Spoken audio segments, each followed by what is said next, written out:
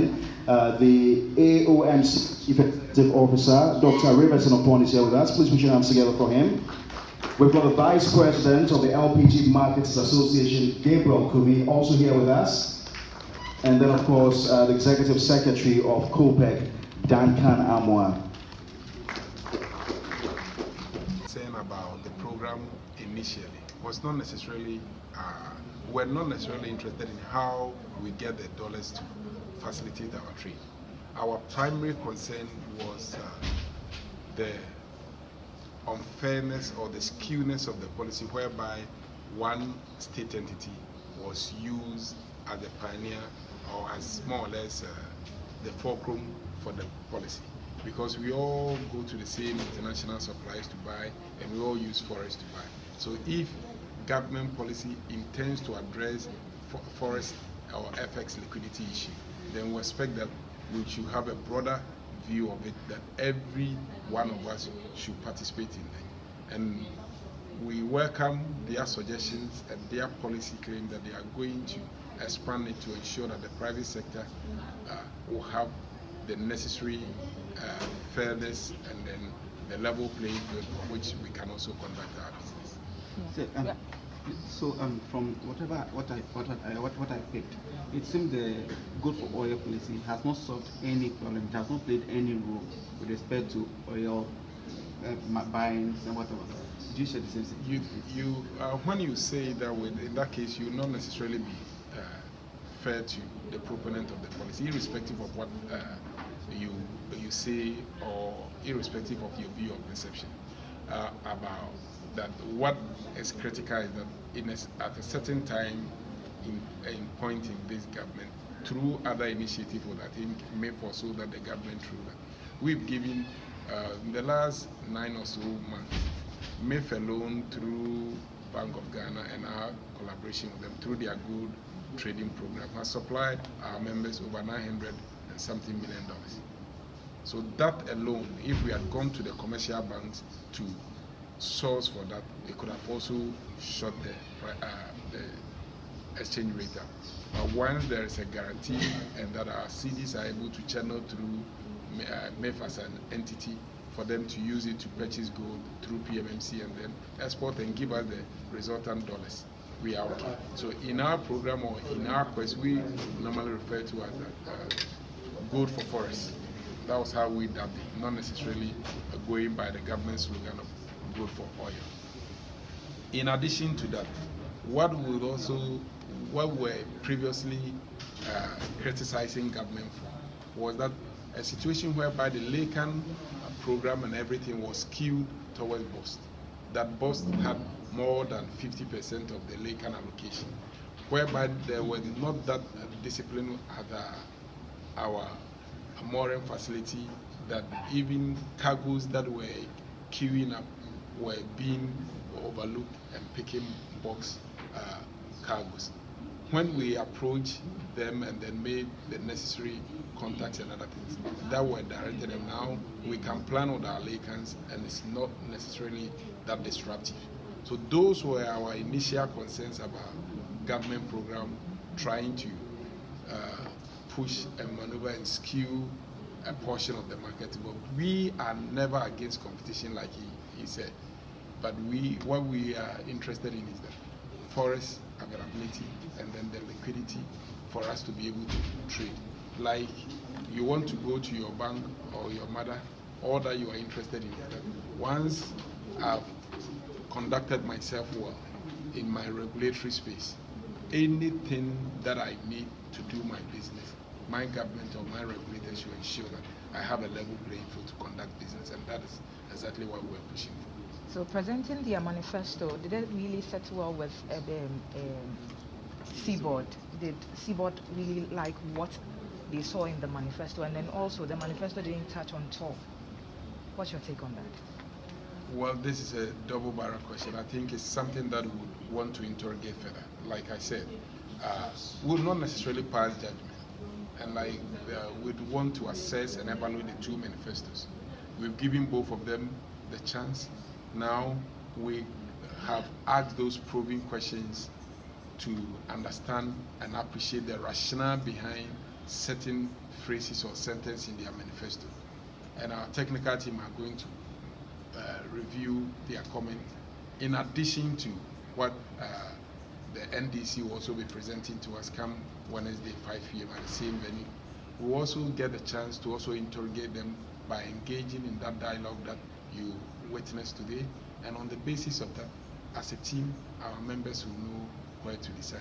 And the most important thing is not necessarily our members deciding who to vote for, but the general public, anybody who is interested in governance and our political space should be interested in issues about power, energy, fuel prices, and then availability of it, or the energy security abroad. And then I think once these platforms are being beamed through our various social media platforms, you also get the required education and awareness that if energy is your key reason why you want to turn up December 7th to vote, at least CBOD has played our role by ensuring that we've interrogated those policies and those manifesto promises to for people to understand, and we'll also be picking up issues that you've also bring it up through the feedback session, and like the running mate suggested, they don't want us to wait for 4 years. We should do it annually, and we are currently engaged with some of our partners to ensure that after every budget reading or media reading, we'll create another platform to interrogate and have such discussion, be it even online. My second question was not answered about the toll. Yeah, what they didn't actually speak about toll in their manifesto. That I think it will be a question that they would be the one to answer. But one of the key things that we want as an entity is that as a former toll worker, I would always be happy to ensure that toll is back on stream. At least if you are buying from toll, we know we'll be buying in cities. So that also somehow lowers our overall demand for forests and our burden dealing with the IOTCs. Thank you. Thank you. Because the figures we are picking indicates that the international price of LPG has gone up, and that will obviously affect the local price from the 16th of this month. Unfortunately, the dollar has also gone down a little bit. So those two factors will obviously shoot up the pump price of LPG from the 16th of October. That's number one. With regards to the shortage, we are investors in the industry. 1 day of shortage of LPG affects us as investors negatively. So what we try to do is also to pick up intelligence as to what the supply situation is going to be. I think nobody disputed the fact that for the past 1 month, Atuabo gas processing plant has been down. That has affected supply of LPG to the market. That meant that we all had to depend on the imports in Tema to be able to feed the whole country. You know, Atuabo is giving us about 45% of our national needs. So once that plant is down, it means we have to depend on Tema, on the imports that comes in Tema to be able to feed the whole country. And that is what informed our statement that if urgent measures are not taken to bring in more products, and Atuabo also doesn't come up with production, then obviously there's going to be shortage of LPG. So we were not creating any panic. This is an industry that we feast on. That is an industry that we have invested in. That the smooth running of the industry should be what we are all yearning for. So we will never come out to create any panic. In fact, there has been certain situations we have even come out to calm the situation, to assure consumers that the product will be supplied. We will also not hoard the product for anything. We will let consumers have the product as soon as we have stock. But it's reassuring that the minister has told everybody that the Atuabo gas processing plant has started working. Maybe it started today because we did a check yesterday, it was still down. But we are happy to hear from the running mate of the National Petroleum Authority, Mr. NPP. The running mate of the new Patriotic Party, Honorable Dr. Opoku Prempeh, that the Atuabo gas processing plant has started running and that is going to churn out LPG going forward. If that happens, then we expect the supply situation from next week to stabilize. Of course, it depends on the volume of LPG being churned out by Atuabo.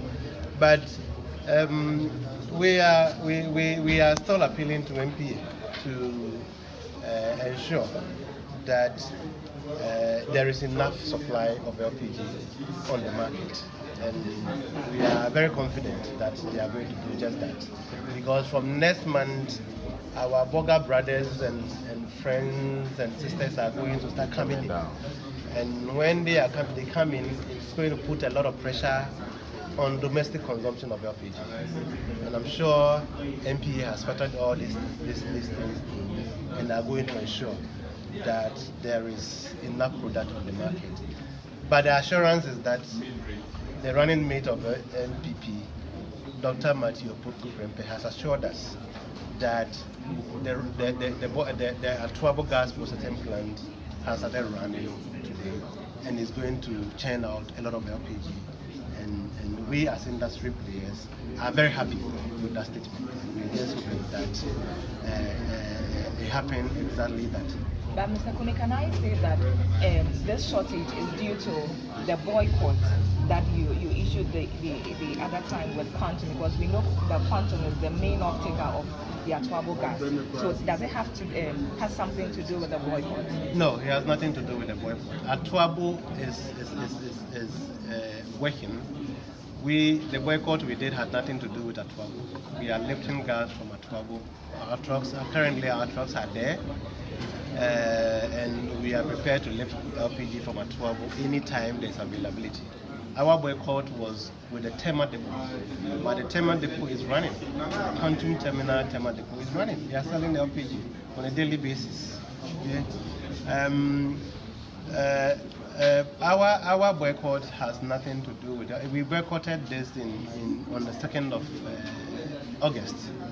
In August, there was stable supply of LPG. In September, there was stable supply.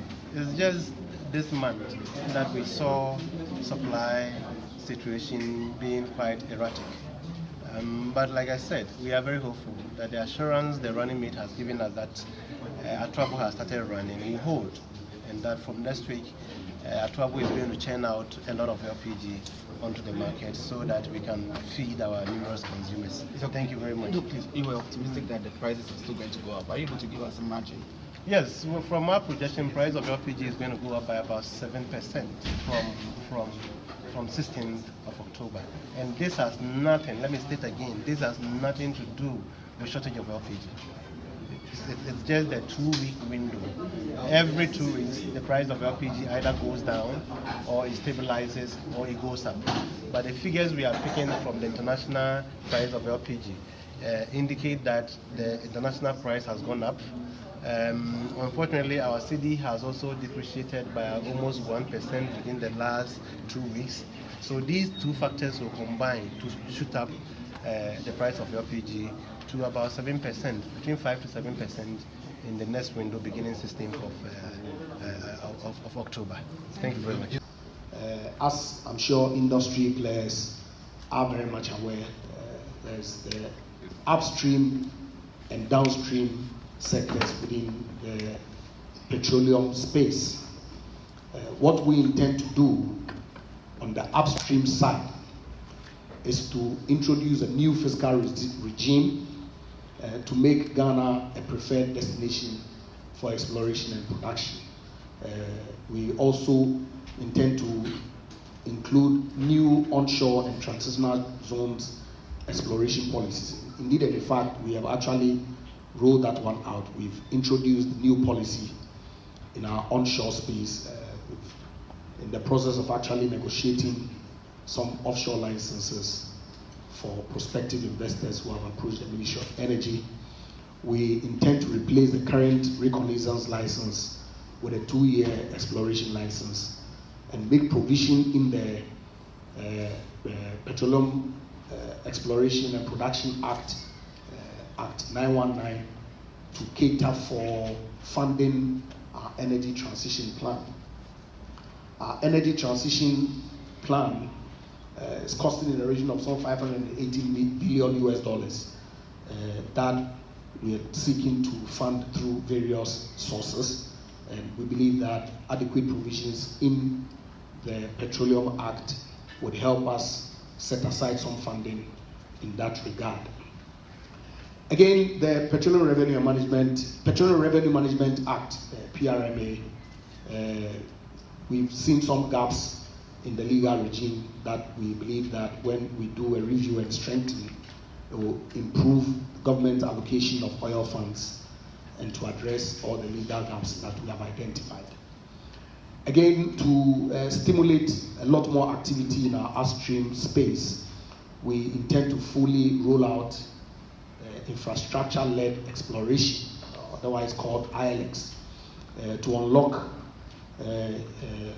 some of our offshore assets that ordinarily would not make economic sense if an investor is going out there to put in all the infrastructure that are required to exploit.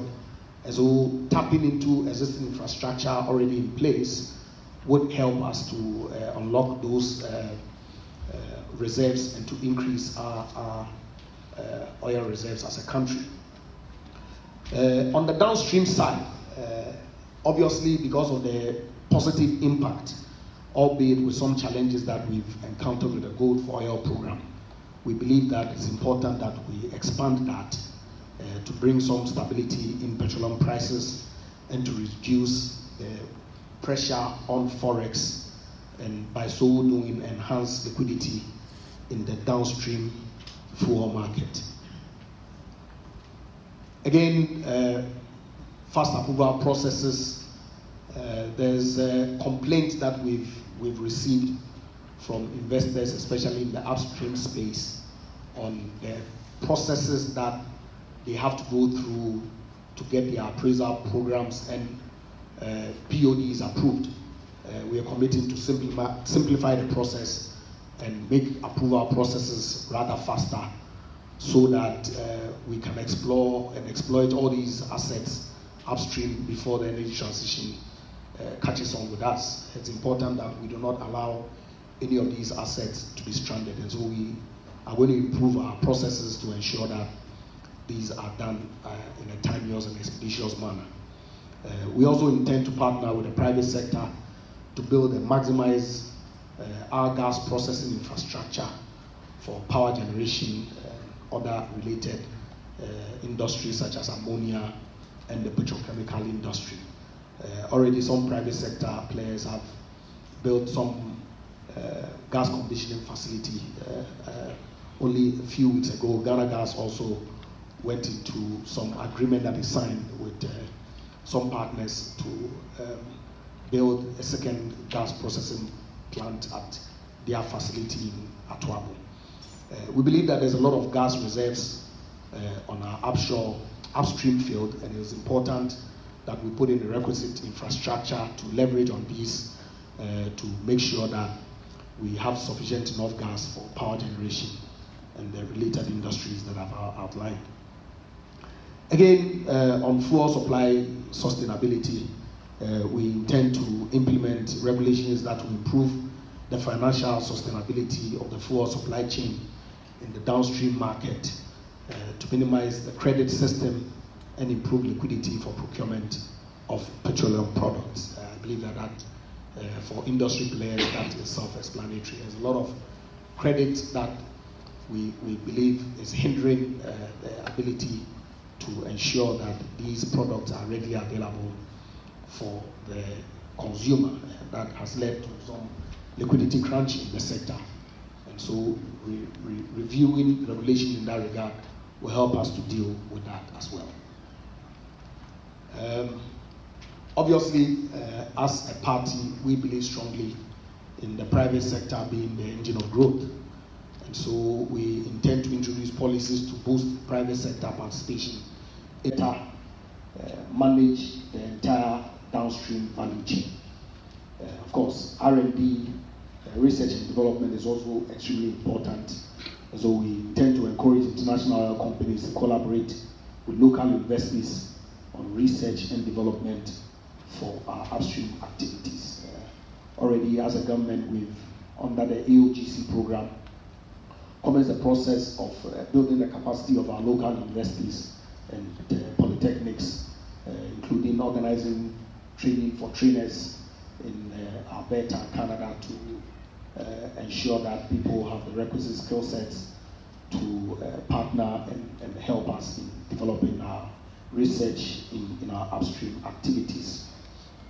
Of course, the regulator and operator are always, if you like, counterparts that are required to ensure that we have a seamless sector. So we intend to implement policies to minimize the regulatory overreach and foster stronger collaboration between our key stakeholders to engender industrial harmony.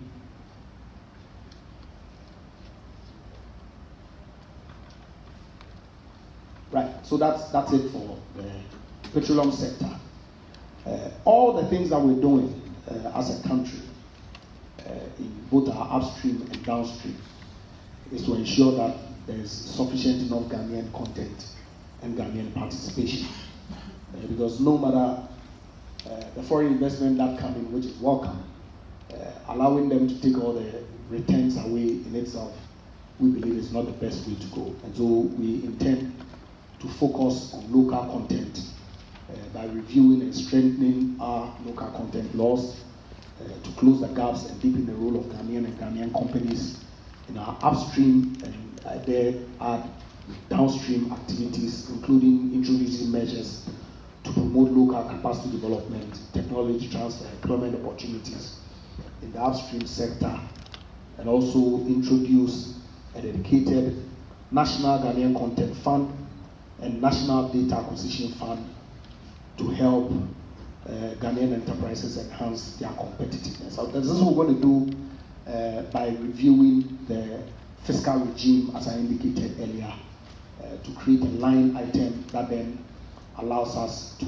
fund our local content. There's already a local content fund. We believe that administration is not the best, and so doing this will help and also acquire data so that when investors come, there is sufficient enough data that has been funded by the state to enable them to take decisions in that regard. I must say that the NPA has actually laid in Parliament local Ghanaian content and Ghanaian participation law in Parliament for the downstream sector. There is already one for upstream, which was amended not too long ago to introduce what we call channel partnerships and strategic alliances to ensure that many more Ghanaians participate in our upstream space. Energy transition, that's the big elephant in the room. I'm sure most of us here are very much aware that Ghana has committed to the Paris Accord to reduce our fossil footprints. And so in that regard, we intend to roll out 2,000 megawatts of solar power. We intend to focus on waste to energy products. We again intend to adopt E10 biofuel and encourage local ethanol production.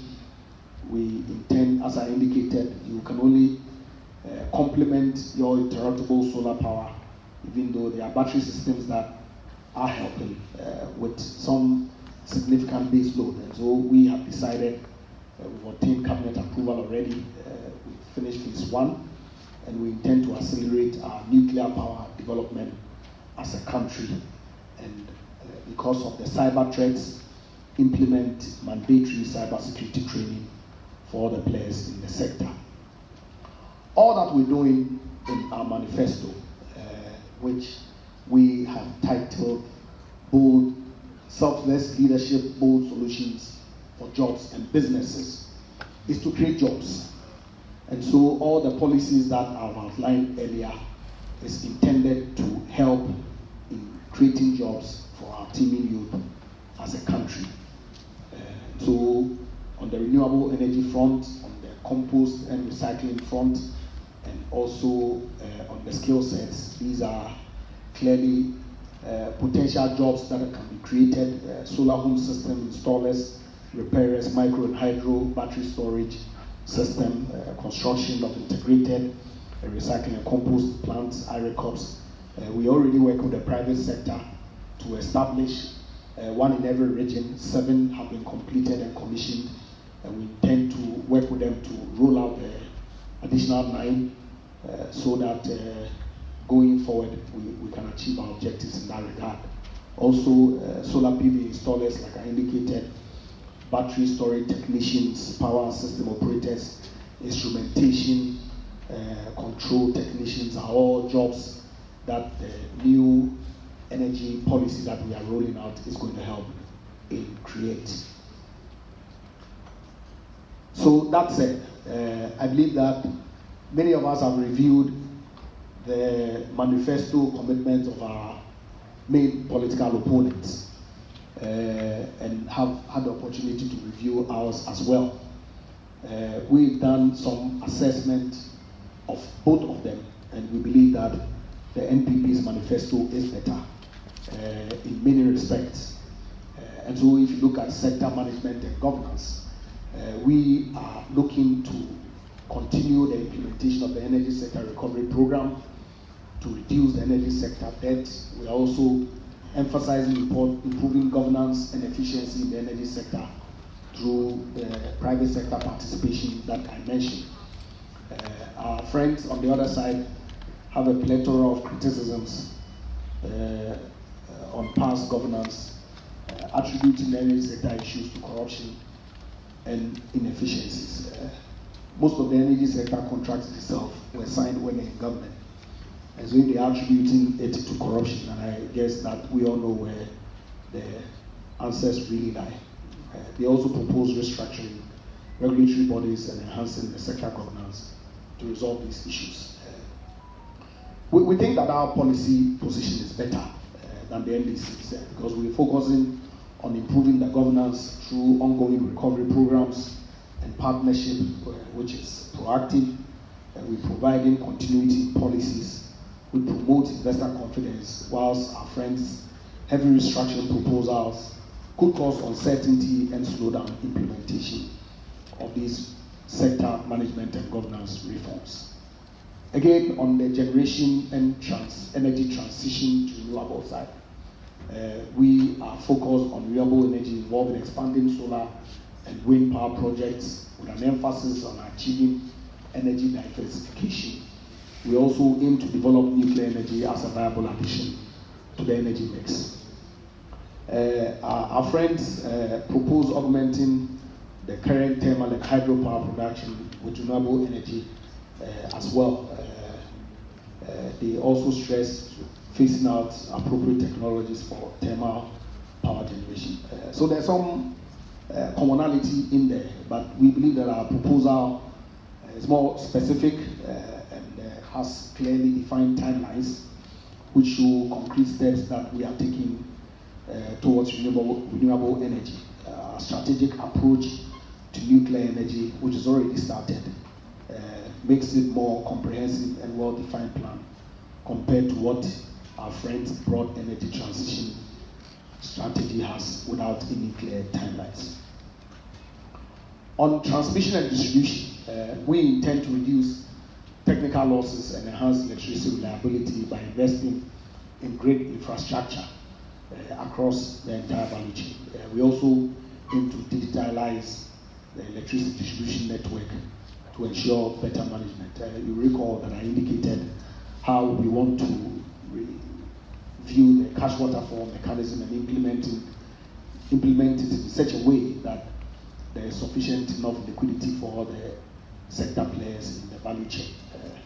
Our friends propose to upgrade the national transmission system with the construction of substations and enhancing supply quality through modernization. They've also promised investment in the distribution sector to achieve affordable access. Our focus, we believe, is better on digitalization and reducing technical losses in the transmission and distribution network, demonstrate a commitment to efficiency and modern solutions, which are crucial for reducing costs and improving service reliability.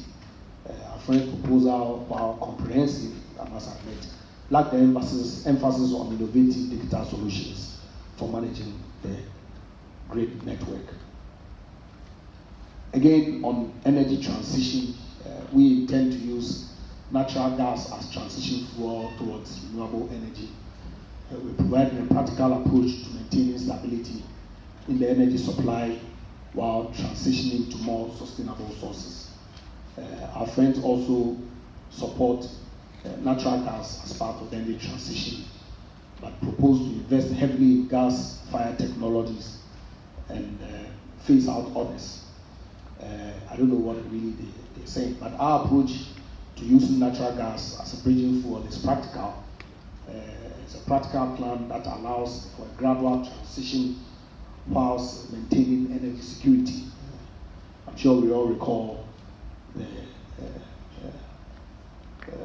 commencement of the war in Ukraine, where Europe all of a sudden started turning on their coal-powered plants. It tells us that energy security is as important as energy transition. And so in our transition efforts, our focus is on gradual integration that ensures stability, whereas our friends' rapid phasing out of current technologies may create gaps in the energy supply and reliability. We don't think that that is the best way to go. We have outlined a plan to achieve inverter access by 2028. That's a typo, forgive me, it's 2028 with specific investments in expanding rural electrification. Our friends also aim to achieve inverter access by 2028. They mentioned Light Up Ghana, where we have set a more ambitious target. Again, forgive me, the text in the manifesto itself says 2028. So that's for universalizer, which is crucial for rapid economic development in rural areas. Already we're introducing off-grid solutions to ensure that we achieve that target that we set with a clear timelines and financial backing. Again, on the petroleum sector, we are focusing on expanding the role of indigenous companies, upstream oil and gas, and increasing local content participation to maximize benefits from Ghana's oil resources. Our friends propose rebuilding investor confidence in oil and gas sector. I don't know where investor confidence went. I've seen their manifesto, they make reference to the ENI Springfield case as basis to say that investor confidence has waned. But I don't think so at all. Our emphasis really is on increasing local content, which aligns with the long-term national interest by ensuring that local expertise and businesses benefit from our oil resources. Our approach is more sustainable for building national capacity compared to our friends, which focus on investor attraction, which may not directly benefit local stakeholders. Again, on efficiency and accountability, we aim to improve this through reforms such as our digitalization, with the digitalized implementation of the cash waterfall mechanism and better accounting practices at ECG. Obviously, when the private sector participation in the billing, metering and collection is done, that will help us in improving efficiency. Our friends also plan to enforce the cash waterfall mechanism. Places more emphasis on ring fencing funds like ESLA for its intended purpose to improve accountability. I'm not so sure whether anything untoward has been done with ESLA.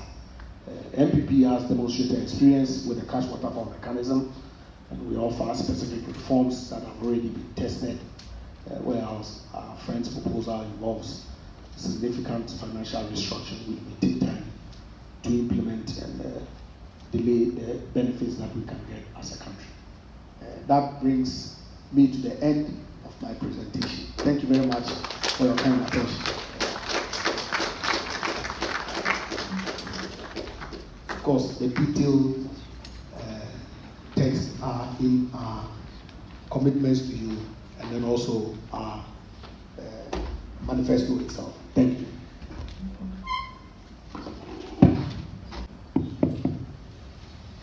The policy on net metering is being developed.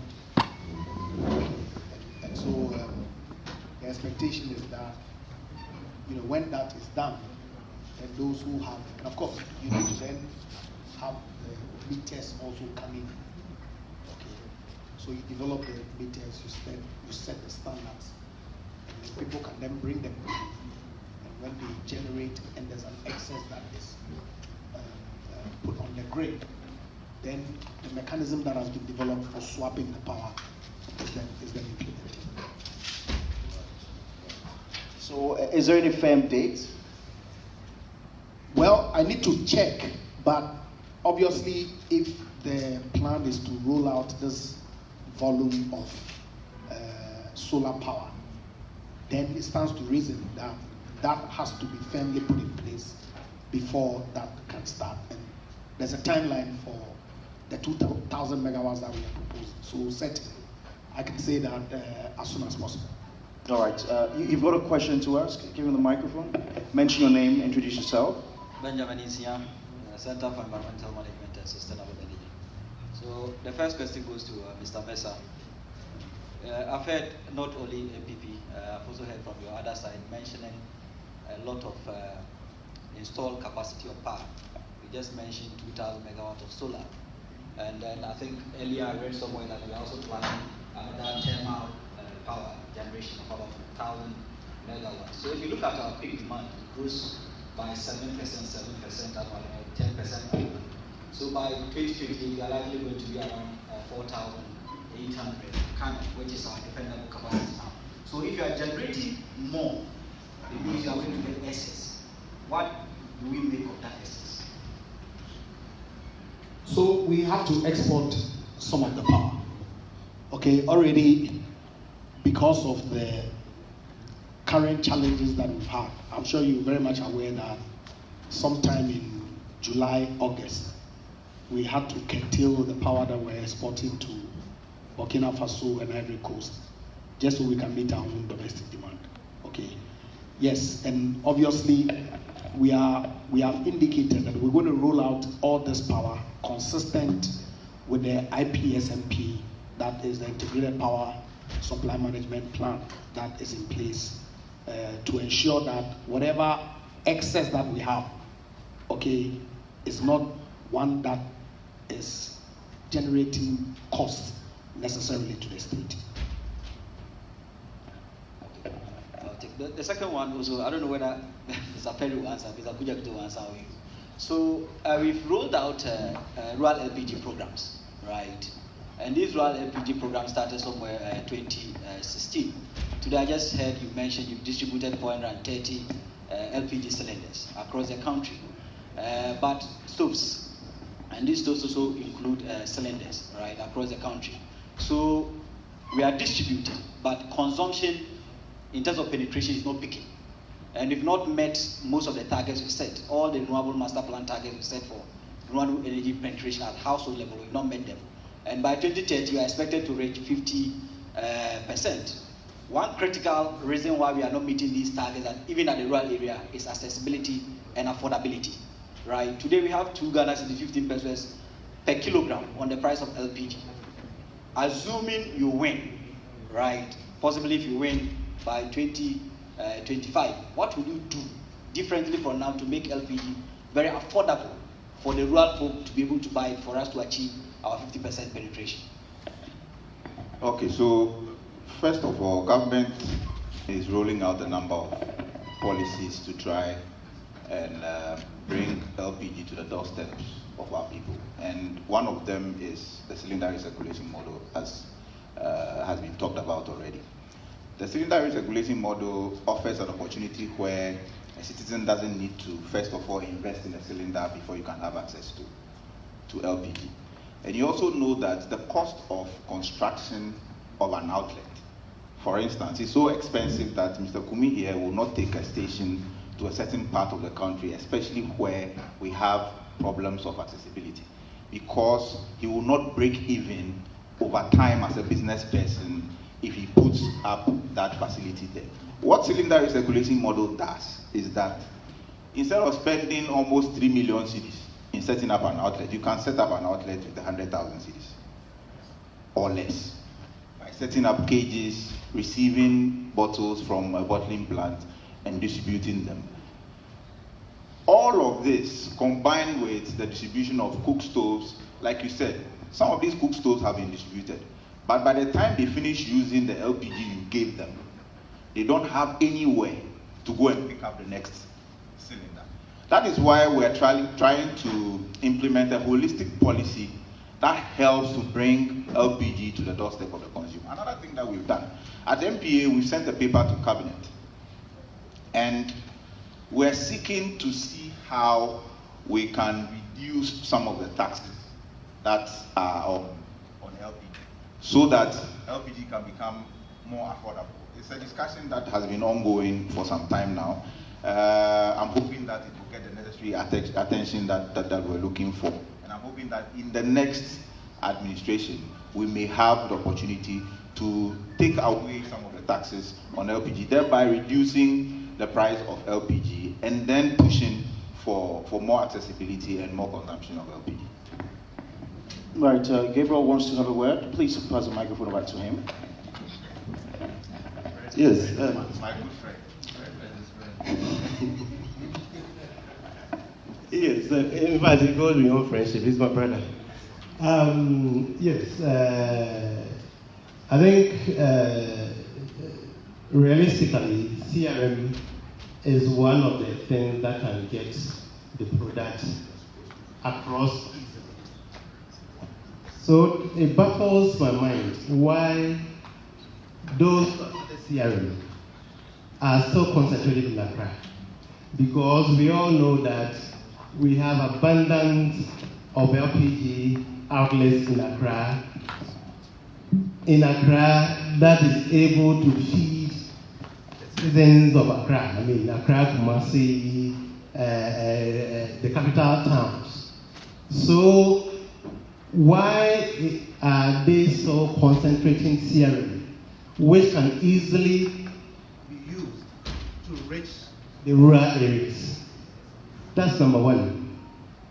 I think NPA is placing too much emphasis on accessibility. The emphasis on accessibility is too much. The real problem is affordability. Because we all know the consumer will always make a path and look for the product wherever the product is. Even though, yes, the more accessible the product is to the consumer, the better.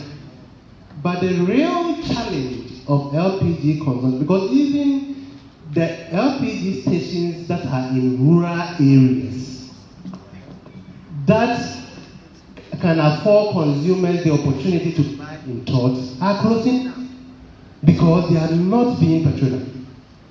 So, hello.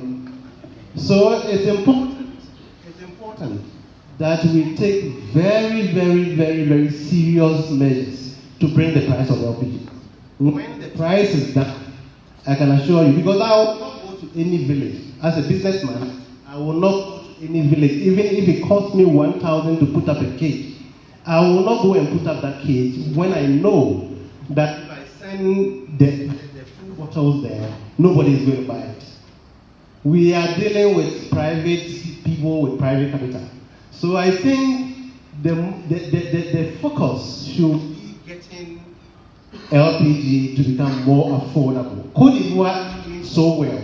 They are consuming twice what Ghana is consuming because Cote d'Ivoire is even subsidizing LPG to the tune of about 25% for consumers. And that is what is driving the penetration levels that they are having. We started consuming LPG with Cote d'Ivoire. but they are now consuming about almost 700,000 metric tons a year when we are doing about 350. And it's all because LPG is more affordable at La Côte d'Ivoire. So let's try and shift more focus on making the product affordable. Thank you. All right, thank you very much, Gabriel. Final wrap-up comments. I'll do the first one and then Mr. So, like has been said, we are not paying attention to only accessibility. If we were paying attention to accessibility alone, the policy framework that we've come up with will not be tackling the entire value chain. So we are not paying attention to just accessibility. We are paying attention to every minute part of the value chain. And we're hoping that if we work together as partners, if we can dialogue, and if we can point things out and resolve them as we go along as partners, in the long run, we will get to where you want us to get to. Some of the things that we've done, for instance, the LPG tender that we've started doing, this year alone has dropped the premiums on LPG from over 100 to 15 as at last week.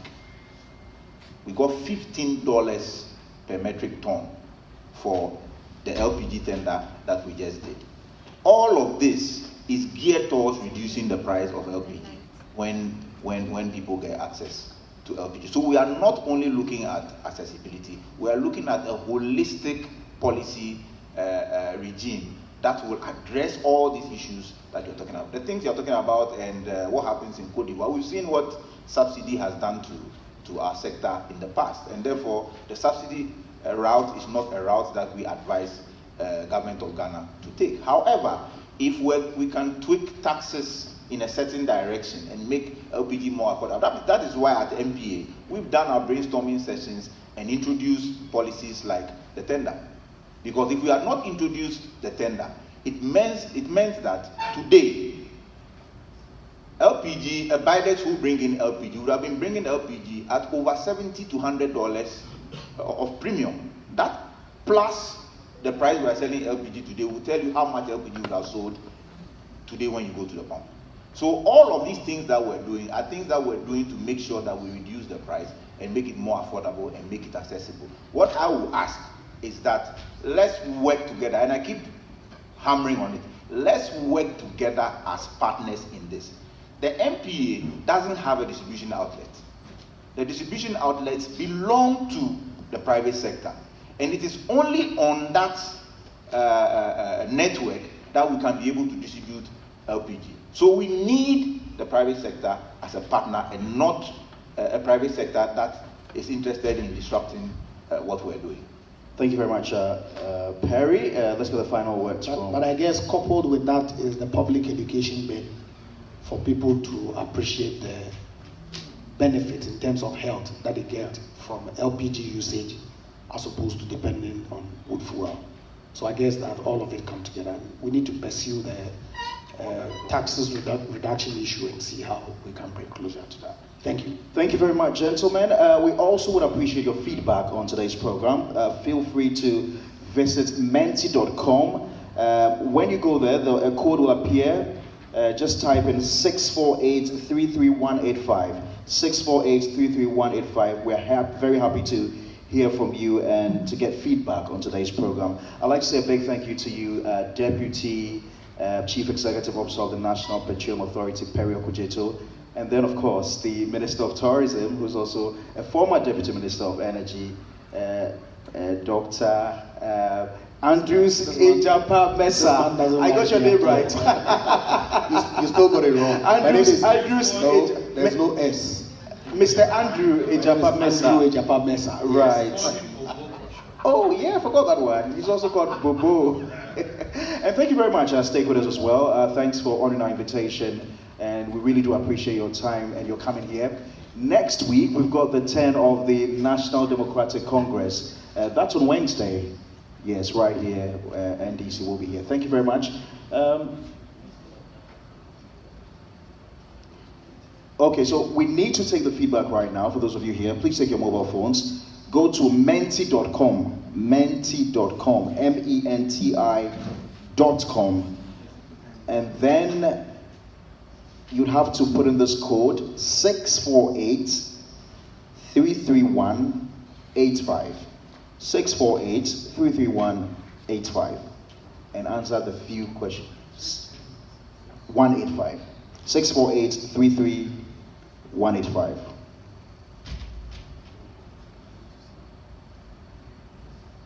Thank you very much. On behalf of the Board of Directors of CBOD and the Chief Executive Officer, I'd like to say a big thank you to all of you. My name is Parkwesi Asari. I've been your moderator for today's session.